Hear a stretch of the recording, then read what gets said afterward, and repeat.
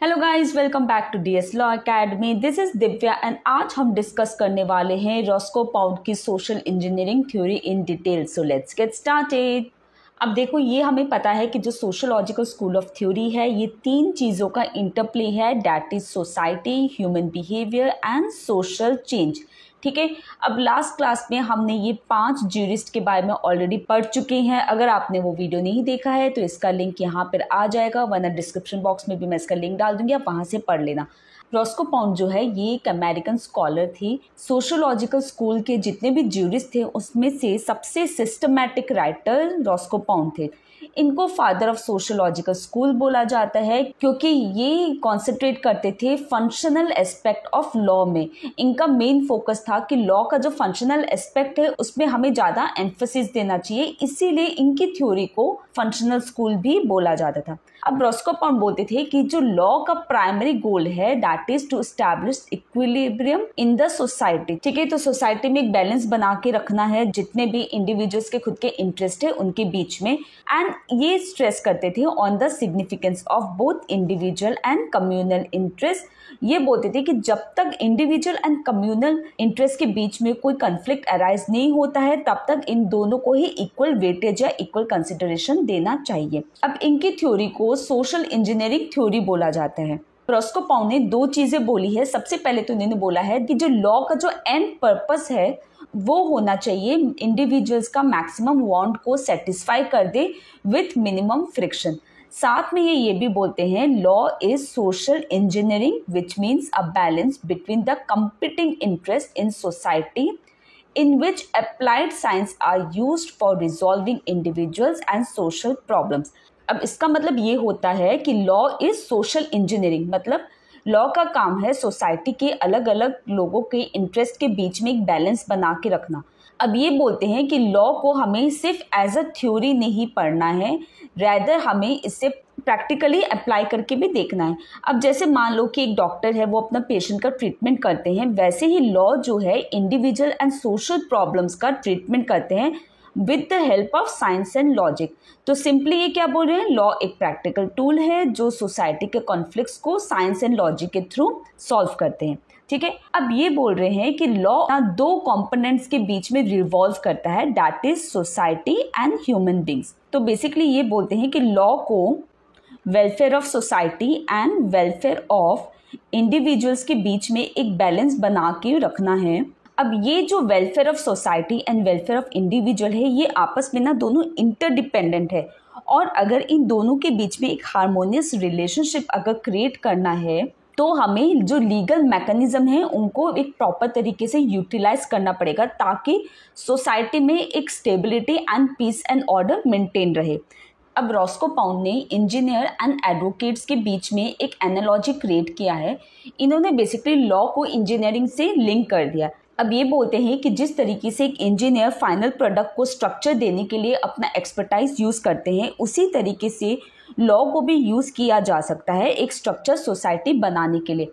तो बेसिकली ये क्या बोलते हैं कि जो लॉयर्स एंड एडवोकेट्स है ये एक सोशल इंजीनियर्स है जो अपना लीगल एक्सपर्टाइज यूज़ कर सकते हैं ताकि एक बेटर सोसाइटी क्रिएट हो सके। रॉस्को पाउंड साथ में ये भी बोलते हैं कि जो ज्यूरिस्ट है they should study actual social effects of legal institution.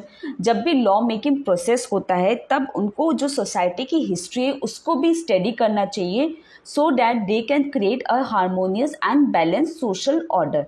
ठीक है। सोशल इंजीनियरिंग टास्क को फैसिलिटेट करने के लिए पाउंड ने 3 टाइप के क्लासिफिकेशन किए इंटरेस्ट के, private interest, public interest and social interest. Private interest में इंक्लूड होता है personality, domestic relations and interest of substance. Interest of substance से हम समझते हैं जैसे property interest, employment interest.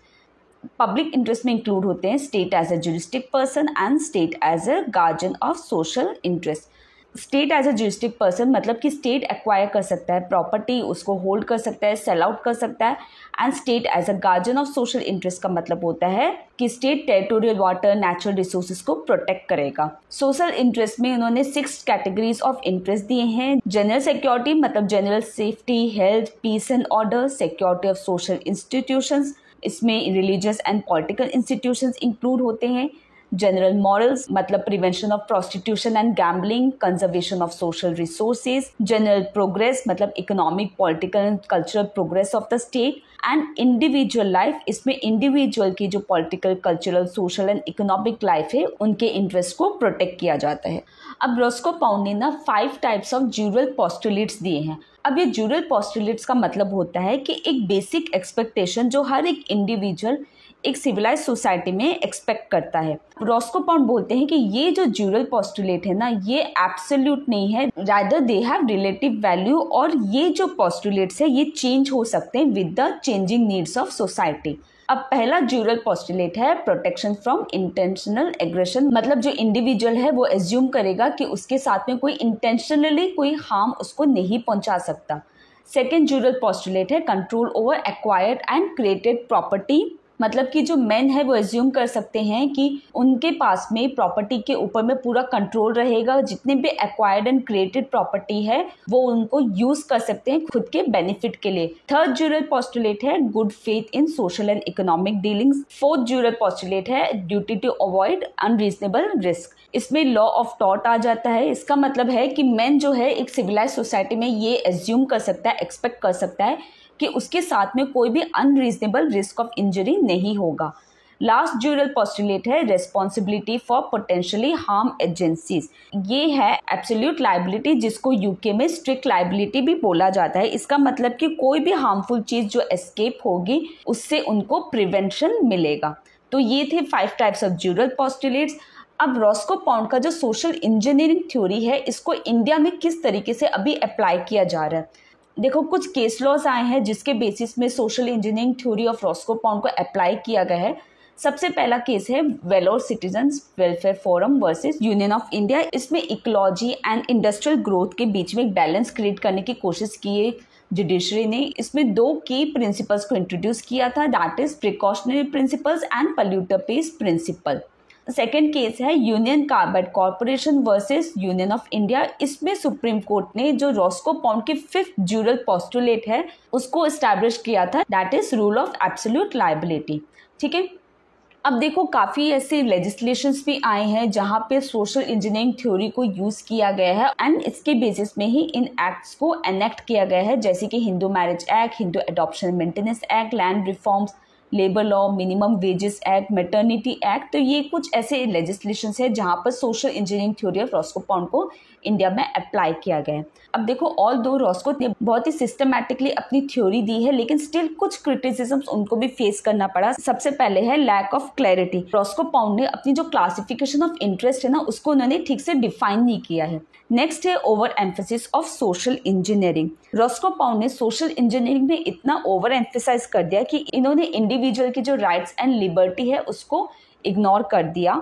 Third है failure to consider power dynamics. अब काफ़ी क्रिटिक्स ने बोला कि लॉ जो है उसको यूज़ किया जा सकता है to oppress the marginalise society. Last criticism है lack of empirical evidence. Critics ने बोला कि जो इनकी आइडिया है ऑफ सोशल इंजीनियरिंग वो काफ़ी इंट्यूशन बेस्ड है रेदर देन एम्पिरिकल रिसर्च। तो ये कंप्लीट हो गया हमारा रोस्को पाउंड का सोशल इंजीनियरिंग थ्योरी।